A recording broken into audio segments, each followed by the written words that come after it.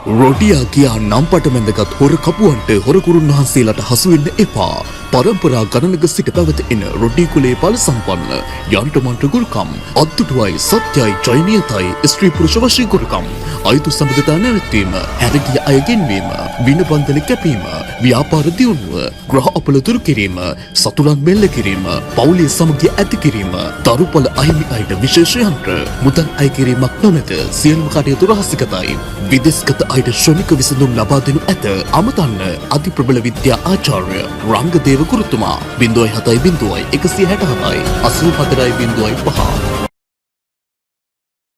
අද දිනය ඉතාමත්ම බලගත වැදගත් දිනයක්. එනම් අෂාධ නවරාත්‍රී දිනය සහ වරාහි නවරාත්‍රී දිනය අදට යෙදී ඇති බැවින් විශාල වැදගත්කමක් විශාල වටිනාකමක් උසුලන අද දිනයේදී අපි ඔබට ලබා දෙන්නේ වරාහි මෑණියන් වෙනුවෙන්ම කැප වූ ඉතාමත්ම බලගතු වශී මන්ත්‍රයක්. විශේෂයෙන්ම අද වරාහි දිනය නිසා මේ වශී මන්ත්‍රය භාවිතා කිරීමෙන් ක්ෂණික ප්‍රතිඵල ඔබට ලබා ගන්නට පුළුවන්. මේ දිනය ඔබට ලැබෙන්නේ වසරකට එක් වතාවක් පමණයි. ඊටමත් වේගයෙන් එනම් අසුරු සැනකින් ප්‍රතිඵල ලබා දෙන ඔබගේ ආදර ගැටලු විසඳා දෙන ඊටමත්ම බලගතු මන්ත්‍රයක් තමයි මේ අද ඔබට ගෙනල්ලා දීලා තියෙන්නේ. මේ වශී මන්ත්‍රය ඕනෑම පුද්ගලයෙකු වශී කරගත හැකි ඊටමත්ම බලගතු වශී මන්ත්‍රයක් වෙනවා. ඉතින් මම මුලින්ම කියන්න ඕනේ අපිත් එක්ක දිගටම එකතු වෙලා ඉන්න ලක්ෂ සංඛ්‍යාත ජනතාවකට අප ලබා දෙන මේ ප්‍රබල මන්ත්‍ර ශ්‍රවණය කිරීමෙන් ඔවුන්ගේ ආදර ගැටලු විසඳාගෙන තිබුණා. ඒ වගේම ඔවුන්ගේ ආදර ගැටලු විසඳාගෙන පෙරදාටත් වඩා නොවීවිරු සතුටකින් ඔවුන් ජීවත් වී සිටින බවට ඔවුන් කමෙන්ට් මගින් අපිට පළ කරලා තිබුණා. ඇත්තටම YouTube නාලිකාවක් විදියට මෙතරම් ගෞරවයක් ඔබ අපි වෙනුවෙන් තබා ගන්නා එකට අපිට ඊටමත්ම සතුටුයි. ඒක අපිට විශාල ගෞරවයක්. සමහර විටකදී ප්‍රතිඵල නොලැබෙන පිරිසක්ද සිටිනවා. මම කලින් වීඩියෝ වල පවසනවා වගේම ඔබට ප්‍රතිඵල නැත්නම් පහලින් අනිවාර්යෙන්ම කමෙන්ට් එකක් දාන්න ඔබේ අදහස. අපි ඔබට නිවැරදිව මේ මන්ත්‍ර ශ්‍රවණය කරලා ප්‍රතිඵල ලබා ගන්නා විදිය රිප්ලයි කමෙන්ට් එකක් මගින් පුද්ගලිකවම කියා දීමට සූදානම්. අපගේ නාලිකාව ඔබට සිතනවා නම් වටිනවා කියලා අනිවාර්යෙන්ම සබ්ස්ක්‍රයිබ් කරන්නත් අමතක කරන්නට එපා. මේ මන්ත්‍ර ශ්‍රවණය කිරීම මගින් ඔබගේ ආදරය ලබා ගැනීමේ හැකියාව ඔබට මේ දැන්ම උනත් තිබෙනවා. ඔබ ඒකට කරන්නට ඕනේ මෙන්න මේ වගේ දෙයක්. අපි ඔබට ලබා දෙන මන්ත්‍ර අදම වශයෙන් එක් දිනක් හොඳින් ශ්‍රවණය කරන්න. ඒ ශ්‍රවණය කරන්නට ඕනේ එක් වාරයේ බැගින්. එසේ ශ්‍රවණය කරලා ඔබට ඔබගේ ආදරයේ යම්කිසි ඉඟියක් ලැබුණේ නැත්නම් පමණක් එම වීඩියෝගේ කමෙන්ට් සෙක්ෂන් එකට ඇවිල්ලා ඔබගේ අත්දැකීම අපිට යොමු කරන්න. එවිට අපි ඔබට එම මන්ත්‍රය සිදු කරන නිවැරදි ක්‍රියාපිළිවෙත ලබා දීමට සූදානම්. ඉන්පසුව ඔබට එම ක්‍රමය නිවැරදිව සිදු කිරීම මගින් ඔබගේ ආදරය ඉතාමත්ම ඉක්මනින් ලබා ගැනීමේ හැකියාව තියෙනවා. ඉතින් ඔබ දැනටමත් දන්නවා ඇති මේ වගේ පුද්ගලිකවම ඔබව ඒ දෙයට යොමු කරලා ප්‍රතිඵල ගන්නකම්ම ඔබත් අසලම රැඳී සිටින්නේ අපගේ ආශිර්වාද YouTube නාලිකාව පමණක් වන බව. එය ආශිර්වාදත් එක්ක හැමදාම සිටින ගොඩ දෙනෙක් ඉතාමත්ම පැහැදිලිව දන්නා කරුණක්. ඒකයි ගොඩක් ශ්‍රාවක ජනතාව අපිත් එක්ක නිරන්තරයෙන්ම රැඳිලා සිටින්නේ. ඔබට ප්‍රතිඵල ලබා දෙන අරමුණින්ම අපි නිතරම වැඩ කරන්නේ. ඔබගේ ජීවිතයට සාර්ථකත්වය ළඟා කර දීලා ඔබව දුකින් මුදාගෙන ඔබගේ ජීවිතය ආලෝකමත් කිරීමේ අරමුණින් අපි වැඩ කරන්නේ සම්පූර්ණයෙන්ම නොමිලේ. කිසිදු වේතනයක් අරගන්නේ නැතිව ඔබ වෙනුවෙන්ම කැප වෙලා මේ වැඩ කරන්නේ. සෑමදාම අපිට තවත් කෙනෙක්ගේ ජීවිතේ සාර්ථක වෙනවා දැකීම තරම් තවත් සතුටක් නැති නිසා. ඉතින් මේ වශී මන්ත්‍ර ශ්‍රවණය කිරීම මගින් ඔබගේ සියලුම ආදර ගැටලු අද ඔබට දුරු කර ගැනීමේ හැකියාව තියෙනවා. විශේෂයෙන්ම මේ වරාහි දෙවියන්ගේ මන්ත්‍රයක් වන නිසාම ඔබට ශ්‍රණික ප්‍රතිඵල ලැබීමේ සම්භාවිතාවයක් තියෙනවා. ඒ වගේම අද වරාහි නවරාත්‍රී දිනයේ යෙදී තිබෙන නිසාම ප්‍රතිඵල දෙගුණ තෙගුණ වෙලා අදම ඔබ ළඟටම ලැබීමේ වාසනාව භාග්‍යත් මේ මන්ත්‍රය සතුව තියෙනවා. මෙයින් හැරගිය පෙම්වතා හෝ පෙම්වතිය ඔබට ලබා ගැනීමටත් ඔබගේ සියලුම ආදර ගැටලු දුරු කර ගැනීමටත් ඔබගේ පෙම්වතා හෝ පෙම්වතිය සැරපරුෂ කෙනෙක් නම් එම සියලුම සැරපරුෂකම් නැති කරගෙන නැවතත් පෙරදා වගේ ලස්සනට සතුටින් ජීවත්වීමේ හැකියාවත් මේ මන්ත්‍රය සතුව තියෙනවා. අපගේ මන්ත්‍ර ශ්‍රවණය කරන විශාල පිරිසක් එම මන්ත්‍ර හොඳින් ශ්‍රවණය කරලා නිවැරදි ප්‍රතිඵල ලබාගෙන වෙනදාටත් වඩා සතුටින් සිටින බවට අපට කීප වතාවක්ම පවසා තිබෙනවා. ඉතින් ඒ වගේම ඔබටත් ඔබගේ ආදරය නිසකෝම අද ලබා ගන්නට පුළුවන්. ඔබ මේ මන්ත්‍රය අපි කියූ අයුරින්ම ශ්‍රවණය කරනවා නම් පුන්වරුවක් යන්නට මත්තෙන් ඔබට නිවැරදි ප්‍රතිඵලයක් ලබා ගැනීමට වාසනාව තිබෙනවා. මේ මන්ත්‍රය වරාහි දෙවියන් ගැන විශ්වාසයෙන් සහ භක්තියෙන් හොඳින් ශ්‍රවණය කරන්න. විශ්වාසය සහ භක්තිය ඉතාමත්ම වැදගත් වෙනවා. ඔබ අප කියූ අයුරින්ම ශ්‍රවණය කරනවා නම් මේ මොහොතේම ඔබට ප්‍රතිඵල ලැබෙනවා. ඔබට වරාහි දෙවියන්ගේ පීඨ ආරක්ෂාව ඇල්ම බැල්ම නොමදව ලැබේවා. ඔබගේ සියලුම දුක් ගැටලු දුරු වී ඔබගේ ජීවිතේ සාර්ථකත්වයට පත් වී ඔබ බලාපොරොත්තු වන ආදරය ඔබට ලැබෙන්න කියලා ආශිර්වාද අපි හදවතින්ම ඔබ වෙනුවෙන් ප්‍රාර්ථනා කර සිටිනවා. ॐ ऐं ग्लौं वैदेह्यै नमः। ॐ ऐं ग्लौं विरसुवे नमः। ॐ ऐं ग्लौं बालायै नमः। ॐ ऐं ग्लौं वरदायै नमः। ॐ ऐं ग्लौं विष्णुवल्लभायै नमः। ॐ ऐं ग्लौं वन्दितायै नमः। ॐ ऐं ग्लौं वैदेह्यै नमः। ॐ ऐं ग्लौं विरसुवे नमः। ॐ ऐं ग्लौं बालायै नमः। ॐ ऐं ग्लौं वरदायै नमः। ॐ ऐं ग्लौं विष्णुवल्लभायै नमः। ॐ ऐं ग्लौं वन्दितायै नमः। ॐ ऐं ग्लौं वैदेह्यै नमः। ॐ ऐं ग्लौं विरसुवे नमः। ॐ ऐं ग्लौं बालायै नमः। ॐ ऐं ग्लौं वरदायै नमः। ॐ ऐं ग्लौं विष्णुवल्लभायै नमः। ॐ ऐं ग्लौं वन्दितायै नमः। ॐ ऐं ग्लौं वैदेह्यै नमः। ॐ ऐं ग्लौं विरसुवे नमः। ॐ ऐं ग्लौं बालायै नमः। ॐ ऐं ग्लौं वरदायै नमः। ॐ ऐं ग्लौं विष्णुवल्लभायै नमः। ॐ ऐं ग्लौं वन्दितायै नमः। ॐ ऐं ग्लौं वैदेह्यै नमः। ॐ ऐं ग्लौं विरसुवे नमः।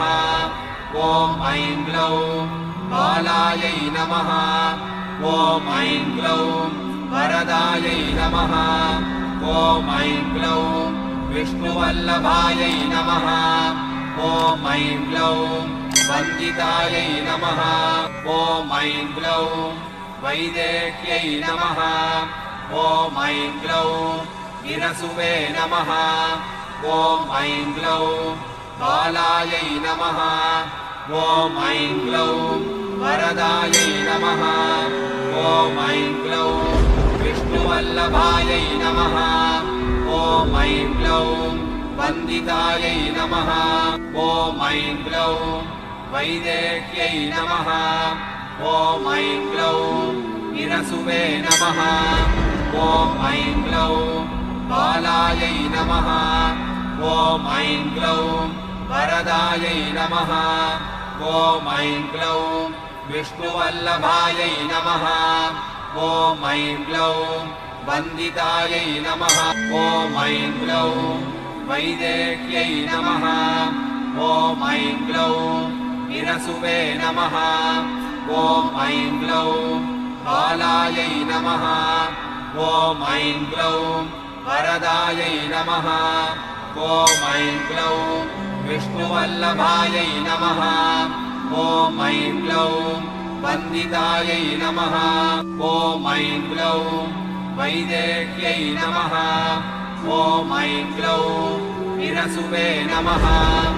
ॐ ऐं ग्लौं बालायै नमः ॐ ऐं ग्लौं वरदायै नमः ॐ ऐं ग्लौं विष्णुवल्लभायै नमः ॐ ऐं ग्लौं वन्दितायै नमः ॐ ऐं ग्लौं वैदेह्यै नमः ॐ ऐं ग्लौं हिरसुवे नमः ॐ ऐं ग्लौं बालायै नमः ॐ ऐं ग्लौं वरदायै नमः ॐ ऐं ग्लौं विष्णुवल्लभायै नमः ॐ ऐं ग्लौं वन्दितायै नमः ॐ ऐं ग्लौं वैदेह्यै नमः ॐ ऐं ग्लौं हिरसुवे नमः ॐ ऐं ग्लौं बालायै नमः ॐ ऐं ग्लौं वरदायै नमः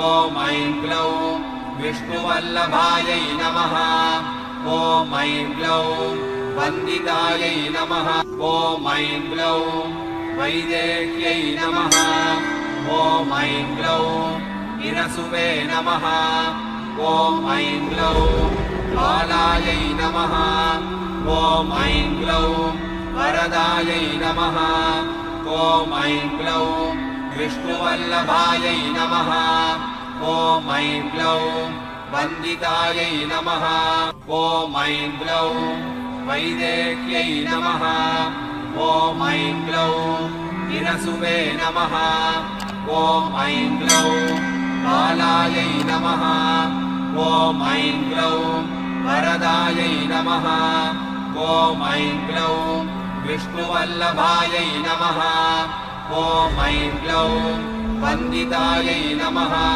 ॐ ऐं ग्लौं वैदेह्यै नमः ॐ ऐं ग्लौं हिरसुवे नमः ॐ ऐं ग्लौं बालायै नमः ॐ ऐं ग्लौं वरदायै नमः ॐ ऐं ग्लौं विष्णुवल्लभायै नमः ॐ ऐं ग्लौं वन्दितायै नमः ॐ ऐं ग्लौं वैदेह्यै नमः ॐ ऐं ग्लौं हिरसुवे नमः ॐ ऐं ग्लौं बालायै नमः ॐ ऐं ग्लौं वरदायै नमः ॐ ऐं ग्लौं विष्णुवल्लभायै नमः ॐ ऐं ग्लौं वन्दितायै नमः ॐ ऐं ग्लौं वैदेह्यै नमः ॐ ऐं ग्लौं हिरसुवे नमः ॐ ऐं ग्लौं बालायै नमः ॐ ऐं ग्लौं वरदायै नमः ॐ ऐं ग्लौं विष्णुवल्लभायै नमः ॐ ऐं ग्लौं वन्दितायै नमः ॐ ऐं ग्लौं वैदेह्यै नमः ॐ ऐं ग्लौं हिरसुवे नमः ॐ ऐं ग्लौं बालायै नमः ॐ ऐं ग्लौं वरदायै नमः ॐ ऐं ग्लौं विष्णुवल्लभायै नमः ॐ ऐं ग्लौं वन्दितायै नमः ॐ ऐं ग्लौं वैदेह्यै नमः ॐ ऐं ग्लौं हिरसुवे नमः ॐ ऐं ग्लौं बालायै नमः ॐ ऐं ग्लौं वरदायै नमः ॐ ऐं ग्लौं विष्णुवल्लभायै नमः ॐ ऐं ग्लौं वन्दितायै नमः ॐ ऐं ग्लौं वैदेह्यै नमः ॐ ऐं ग्लौं हिरसुवे नमः ॐ ऐं ग्लौं बालायै नमः ॐ ऐं ग्लौं वरदायै नमः ॐ ऐं ग्लौं विष्णुवल्लभायै नमः ॐ ऐं ग्लौं वन्दितायै नमः ॐ ऐं ग्लौं वैदेह्यै नमः ॐ ऐं ग्लौं हिरसुवे नमः ॐ ऐं ग्लौं बालायै नमः ॐ ऐं ग्लौं वरदायै नमः ॐ ऐं ग्लौं विष्णुवल्लभायै नमः ॐ ऐं ग्लौं वन्दितायै नमः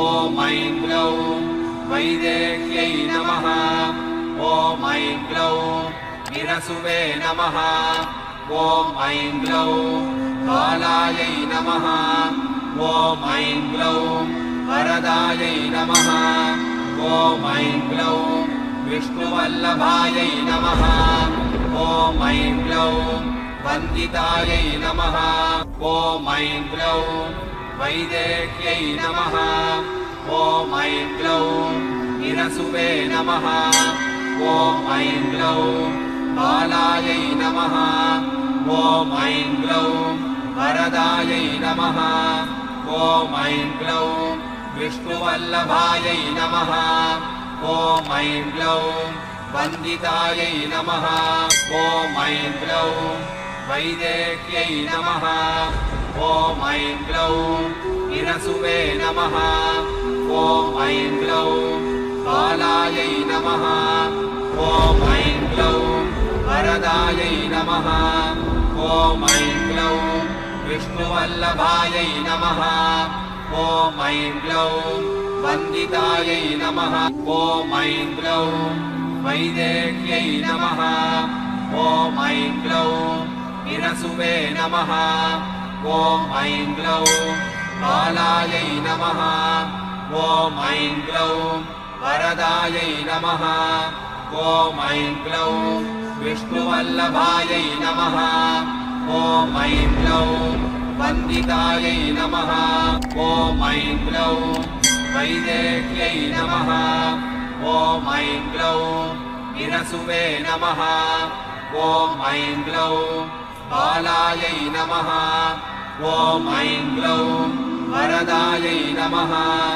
ॐ ऐं ग्लौं विष्णुवल्लभायै नमः ॐ ऐं ग्लौं वन्दितायै नमः ॐ ऐं ग्लौं वैदेह्यै नमः ॐ ऐं ग्लौं गिरसुवे नमः ॐ ऐं ग्लौं कालायै नमः ॐ ऐं ग्लौं वरदायै नमः ॐ ऐं ग्लौं विष्णुवल्लभायै नमः ॐ ऐं ग्लौं वन्दितायै नमः ॐ ऐं ग्लौं वैदेह्यै नमः ॐ ऐं ग्लौं गिरसुवे नमः ॐ ऐं ग्लौं कालायै नमः ॐ ऐं ग्लौं वरदायै नमः ॐ ऐं ग्लौं विष्णुवल्लभायै नमः ॐ ऐं ग्लौं वन्दितायै नमः